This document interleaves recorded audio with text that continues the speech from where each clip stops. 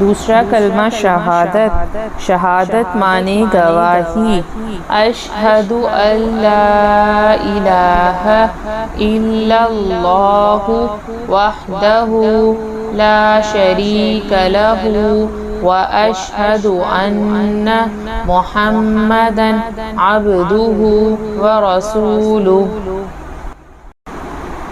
میں گواہی دیتا ہوں کہ اللہ کے سوا کوئی معبود نہیں، وہ اکیلا ہے، اس کا کوئی شریک نہیں، اور میں گواہی دیتا ہوں کہ بے شک محمد صلی اللہ علیہ وسلم اس کے بندے اور رسول ہیں۔